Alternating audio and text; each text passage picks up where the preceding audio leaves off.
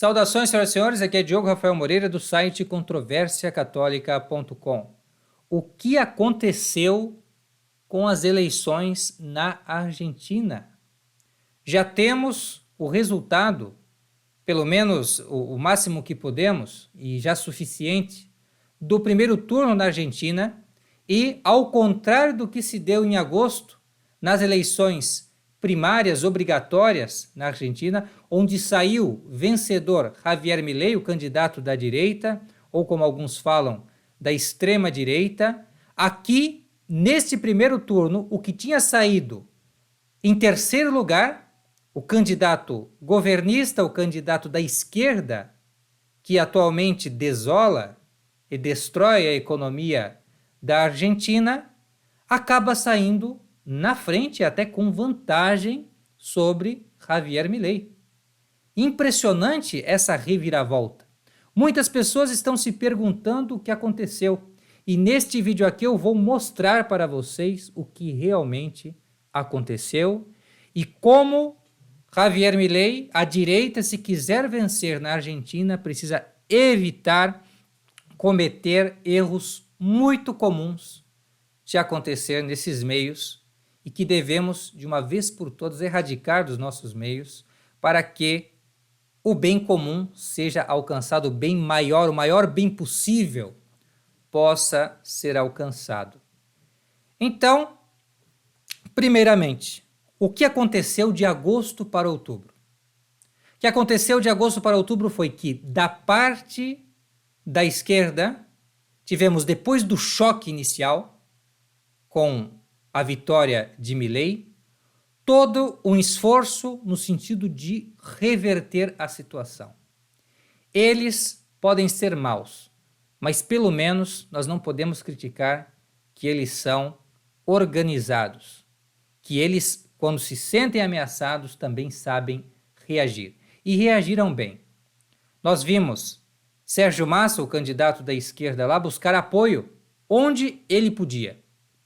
Conseguiu apoio do Brasil, conseguiu muitos dólares aqui por parte do governo Lula, conseguiu apoio da China, também muitos yuans, muito dinheiro vindo da China para ajudá-lo a conseguir, então, junto da população, através de favores e benefícios que oferece agora como ministro da Economia, conseguir ir melhorando a sua imagem junto da população. Mais do que isso, e muito parecido com o que fez Lula aqui no Brasil, para limpar a sua imagem, sua reputação, foi buscar junto do Vaticano, junto de Francisco, que seguramente, por ser argentino, também tem um apelo ainda maior por lá do que tem por aqui, talvez, aqui eu faço uma conjectura porque eu não sou argentino, mas bem, conseguiu mandar lá para o Vaticano uma agência do governo, uma agência de notícias, a Telam. Eu reportei isso aqui no canal, nós fizemos 2 vídeos a partir da entrevista que Bergoglio concedeu à Telam, essa agência de notícias, e ali claramente Francisco dava o seu apoio ao atual governo, apoio a Sérgio Massa, o candidato comunista de lá, e criticava Javier Milei. Então, foi buscar apoio e teve apoio também vocal, tá? Vocal de presidentes dos outros países aqui do nosso continente, como, por exemplo, eu já falei aqui, de López Obrador no México, também Gustavo Petro na Colômbia, tudo farinha do mesmo saco, nós sabemos, mas eles falam, eles apoiam, uma coisa que nós vemos esse entusiasmo, essa força, né, deles se unindo. Tá? Inclusive Lula mandou a parte da comunicação do PT, os estrategistas ali do marketing deles, mandou lá para a Argentina para trabalhar no sentido de conseguir melhorar a campanha de Sérgio Massa, né, dos chamados kirchneristas, do peronismo, da esquerda, lá na Argentina. Então eles fizeram todo esse esforço. E alguns vão dizer, Diogo, mas teve fraude. Calma, não é bem assim. Não é bem assim. Nós temos que reconhecer, primeiramente, esse esforço, e temos que reconhecer também que existe, nem que seja ligeira, mas de fato existe uma diferença entre o processo eleitoral na Argentina e o processo eleitoral aqui no Brasil, inclusive por isso também lá há menos controvérsia com relação a fraudes e coisas desse tipo do que aqui no Brasil, porque lá o voto é impresso, lá pode haver fiscalização, não é? Então, há muito mais confiança no processo eleitoral da Argentina do que há no do Brasil, que é tudo um programa, é tudo uma urna eletrônica que, bem, como nós sabemos, né, ela pode ser programada e manipulada, né? Então, lá existe mais segurança nesse sentido, e o que se viu, pelo menos o que eu pude observar, foi que, apesar de indivíduos terem essa impressão e falarem de fraude, os candidatos, as partes interessadas, que é o que nós devemos considerar, não é? As partes interessadas, Javier Milei, a outra candidata de direita que saiu em terceiro lugar e saiu fora desse pleito, saiu fora do segundo turno, a Patrícia Bullrich, né? Todos eles admitiram que os resultados são esses aí mesmo, né? Então nós vamos trabalhar com o que é aceito, com o que é entendido, né? E parece realmente que reflete um pouco a realidade. Por quê? Porque eu estive acompanhando, na medida do possível, o que se passava lá, e o que nós vimos foi que, por parte da esquerda, houve essa união para reverter a situação. Por parte da direita, representada por Javier Milei, e a segunda colocada, a Patrícia Bullrich, houve o quê? Desde o início, guerra. Guerra aberta, guerra interna, poderíamos dizer assim, de uma certa forma. Houve uma guerra sem quartel. Javier Milei, principalmente, atacava o tempo todo a Patrícia Bullrich e a sua coligação Juntos por el Cambio. E isso até achamos bom num primeiro momento. Bom por quê? Porque sendo ela a possível concorrente dele no segundo turno, porque tinha saído em segundo lugar, então era inteligente ele ter vantagem, né? Conseguir votos a partir do eleitorado dela. Dizendo, não, eu sou a verdadeira mudança e não vocês. Juntos por el Cambio quer dizer juntos pela mudança. Então eu sou o verdadeiro câmbio, a verdadeira mudança. E também, como ela também era de direita, então havia essa semelhança, né?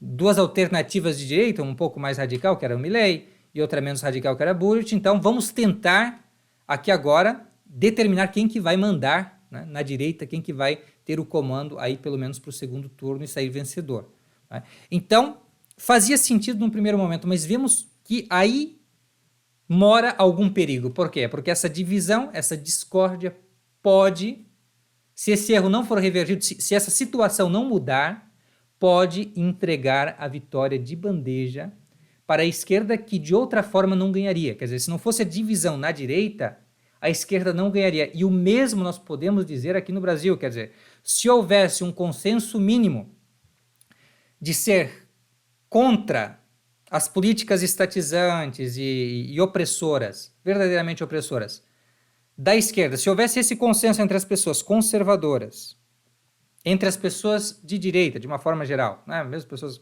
por exemplo, acreditam no liberalismo econômico, etc. Bem, então, se houvesse um consenso mínimo entre os não comunistas, os anticomunistas, pessoas normais, não tem essa doença, né, totalitária na cabeça, então, se houvesse pelo menos isso, as chances eram muito maiores. Eu digo assim, era muito mais difícil ter havido o que aconteceu aqui no Brasil, né? E o que nós vimos desde o começo, né, entre Bolsonaro e os outros candidatos, discussões, brigas, litígios desnecessários, né, por parte da direita, centro-direita, enfim, o centrão, etc., desnecessários, enquanto que a esquerda se organizava, se unia. E olha que eles têm as divergências deles, quer dizer, eles têm várias tendências discrepantes entre eles, não é? E ainda assim, eles entendem mais ou menos como que funciona essa parte da política, né? E aí está um pouco do que aconteceu, tá? Por parte da esquerda teve esforço, organização. Por parte da direita houve, claro, esforço, mas também essas lutas internas que está ok. Até aqui vamos dar um desconto. Até aqui fazia algum sentido, mas não pode se repetir. E parece que a direita argentina entendeu isso, talvez ao contrário de nós aqui, não é? A direita argentina compreendeu essa situação e isso nós podemos ver nos discursos que foram proferidos imediatamente depois. Javier Milei falou já de entrada que venceu a força que queria a mudança na Argentina, porque se você soma os votos de Milei e de Patrícia Bullrich, a direita, isso deu mais de 50%, então dá a eleição para a direita se fossem somados, não é? Considerando isso, que se somem essas forças que querem a mudança na Argentina, então dá a vitória, não é uma vitória cômoda, mas dá uma vitória suficiente à direita. Então ele fala, vamos apagar todas as agressões do passado, diz ele, e vamos agora, juntos, realmente fazer essa mudança. Nós podemos fazer isso agora, vamos juntos, vamos trabalhar juntos pelas ideias da liberdade, etc, etc, etc. Então fez um discurso de unidade entre a direita. Ponto para Javier Milei. E a Patrícia Bullrich também disse algo coerente. Ela falou assim no seu discurso: o populismo empobreceu o país e não sou eu quem vai felicitar o regresso ao poder de alguém que faz parte do pior governo da história da Argentina. É isso que ela afirmou, dando então, de uma maneira indireta, mas evidente, seu apoio a Javier Milei, e desta forma já saem bem melhores, bem mais convictos os argentinos de direita do que nós aqui no Brasil, onde nós vimos, por exemplo, membros do Centrão que se esperaria que dessem um apoio para Jair Bolsonaro, para a direita, né, acabaram ficando neutros, isentos, né, e isso foi a nossa ruína. A gente foi a nossa ruína. Isso é uma coisa reconhecida atualmente. E mais do que isso, uma outra coisa também que precisa mudar, se Javier Milei, se os argentinos de bem querem realmente mudança para melhor naquele país. Então, o que precisa mudar também, me parece, é a atitude com relação à imprensa. Sim, nós sabemos que a imprensa tem vários problemas, mas a maneira como pessoas de direita, ou como falam, da extrema-direita lidam com os jornalistas é uma coisa que acaba, sem dúvida, conspirando muito contra, porque o cidadão normal, ele se vale do que ele vê na televisão, ele se vale das notícias que ele recebe. E se os jornalistas têm fortes motivos para se opor a um determinado candidato, eles têm força como uma classe para influenciar na decisão das pessoas. Então, é necessário um candidato que quer aí governar para todos, na verdade, é necessário ter o apoio, pelo menos de um setor, de uma parte considerável da imprensa, senão ele não consegue. Realmente a imprensa é o quarto poder, como nós aprendemos. Então, não há outro jeito. Milei, ao longo de todo este espaço de tempo, das primárias até a eleição do primeiro turno, esteve atacando o jornalismo de uma forma bastante genérica, geral, criticando televisões, determinados jornais pelo nome. E são jornais, não os jornais da esquerda que ele criticava, mas jornais que estavam muito mais a favor da mudança. Então, faltando isso nele, mais ou menos o que aconteceu também com o Bolsonaro, então isso gera uma dificuldade e isso precisa mudar também. Então é um outro erro que Javier Milei não pode cometer e que pessoas de referência importantes na direita brasileira também já notam que foi um erro de Bolsonaro. É como nós podemos ver uma entrevista de Valdemar Costa Neto, presidente do PL, o Partido Liberal, o partido de Bolsonaro, ao canal ou também ao jornal eletrônico Poder 360. Ele diz o seguinte sobre a derrota de Bolsonaro em 2022. Eu acho que o Bolsonaro perdeu a eleição por causa do comportamento dele na pandemia. Ele fez tudo o que tinha que fazer, mas ficava criticando todos os dias a vacina e tudo mais. Ali, ele tinha toda a imprensa contra ele. Ele cortou toda a verba da imprensa. Exagerou, na minha opinião. Porque a imprensa é um segmento que emprega muita gente. Uhum. Então, ele ficou com toda a imprensa contra ele. Uhum. Todo dia. A gente não aguenta isso 3, 4 dias. Ele aguentou 4 anos. É inacreditável uma coisa dessa. O senhor chegou a conversar com ele a esse respeito, de que ele errou na sua avaliação? Não falou? Porque quando nós entramos no governo, ele já estava adiantado. Uhum. Nós chegamos a conversar com ele isso aí. Chegamos a fazer pesquisa, tudo. Aí, quem que vai apresentar a pesquisa para ele? Aí, nós pedimos para o Flávio, o filho dele, apresentar a pesquisa. Então, sentamos, apresentamos, mas ele não ouve. O Bolsonaro é um camarada que tem umas situações que ele não ouve. E ali atrapalhou muito o Bolsonaro. Era para ganhar essa eleição do Lula no primeiro turno, pelo governo que ele fez, não tenha dúvida disso. Ali ele perdeu milhões de votos. Uhum. Então, aconteceu do Lula ganhar na casca a eleição e é o presidente hoje. Então, ele diz, né, do jeito dele, que todo dia a imprensa batia nele e ficava martelando isso para a população, e uma quantidade expressiva, ao contrário do que nós imaginamos, né, uma quantidade expressiva das pessoas ainda acredita e segue o que a imprensa veicula por aí. Isso realmente tem um poder de convencimento sobre as massas. É impressionante, mas isso é real. Isso é real. Perdeu milhões de votos, ele admite, por conta disso. Né? Dos vários ataques. Você abria uma notícia, por exemplo, na UOL, e você via ali, só pela imagem, você já via que estava criticando o Bolsonaro, pela imagem que eles escolhiam. Entende? Isso era evidente. E com Milei a mesma coisa aconteceu. Não é? E aí o que você vai fazer? Você vai ficar fazendo guerra sem quartel contra o jornalismo? É complicado. Entende? Quer dizer, é necessário buscar algum consenso. Em particular, no caso da Argentina, no caso do Brasil, talvez seja ainda mais delicado. Não é? Ainda mais delicado pelo nível de aparelhamento do jornalismo brasileiro. É algo escandaloso.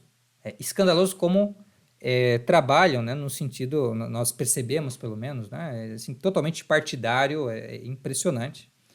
Mas na Argentina não é bem assim. Quer dizer, existe sim um jornalismo convictamente de esquerda, mas ao mesmo tempo existe um jornalismo assim expressivo também, de uma outra linha, e não era para tanto, me pareceu, sabe, todas essas críticas do Milei, etc, etc, etc. Então isso tem que acabar, é a única maneira. Então Milei não pode cometer os mesmos erros de Bolsonaro nesse respeito, e nós esperamos que a direita na Argentina se una nesse combate agora do dia 19 de novembro, que será o segundo turno, né, contra Sérgio Massa, contra a esquerda, e consiga essa vitória que é muito importante para aquilo que chamam de geopolítica, né, para a nossa região, olhando assim de uma maneira mais ampla, com a complexidade das relações entre os países. Então, nos parece importante esse contraponto, compreendem? Quer dizer, não temos concorrendo para as presidências e os cargos nos nossos países atualmente nenhum Carlos Magno, não temos nenhum Constantino Grande, não temos nenhum Felipe II, não temos nenhum São Luís de França concorrendo, nenhum santo, podemos dizer assim. Não tem, não é? Infelizmente, então, a realidade é que nós temos duas posições heréticas concorrendo pelo poder, uma intrinsecamente má, uma claramente contrária até o mínimo do bom senso, que são essas vertentes de esquerda, e de um outro lado nós temos uma que vai contra o ideal, né, a ordem sobrenatural, nega a influência benéfica sobre a política da religião, mas que ao mesmo tempo convém com a religião e convém conosco, as pessoas que são conservadoras, têm valores, enfim, e muitas pautas, né? E principalmente são contra essa vertente mais radical, né, que nos quer prejudicar a todos. Então, nós precisamos entender que, bem, deixemos para depois essas conversas ou para outros momentos essas dissensões que temos entre nós.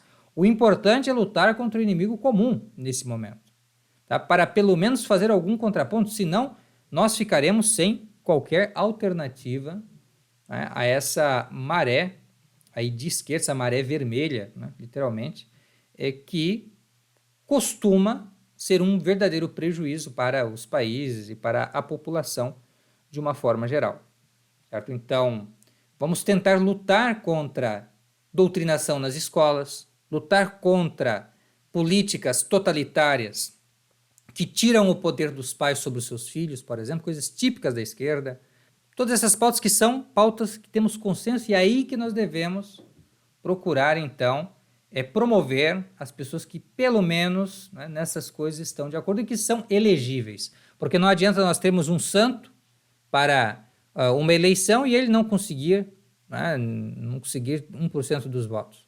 Né? Não adianta. Então, é por isso que nós apoiamos aqui o Javier Milei, né, todos os candidatos, pessoas aí de direita, né, que juntam-se conosco nessa luta contra o comunismo, que é algo, como dizem os papas antigos, intrinsecamente mal, que vai contra a própria ordem natural das coisas, nega o princípio da propriedade, nega o princípio da justiça, a justiça entre as pessoas, promovendo discórdia entre as diferentes classes da sociedade. Então, contra isso que nós devemos lutar com todas as forças, porque isso será a verdadeira ruína, essa revolução que eles querem fazer, né, seja de curto, seja de médio, seja de longo prazo, é algo anti-humano, é algo que vai contra a natureza das coisas. Então, contra isso nós devemos lutar com toda a força. Fora outras pautas ainda demoníacas, né, essas pautas que querem colocar as plantas e as desordens humanas, as paixões humanas acima do ser humano, acima da virtude, acima do que deve ser seguido, né, para que possamos alcançar verdadeira e duradoura felicidade. Então, contra isso que nós devemos lutar, devemos esquecer nesses momentos decisivos essas diferenças, esses pleitos de família aí que possamos vir a ter. Então essa é a nossa mensagem, comentário às eleições do primeiro turno na Argentina. Espero ter ajudado de alguma forma, esclarecendo um pouco essa questão. Fique com Deus e até a próxima. Tchau, tchau.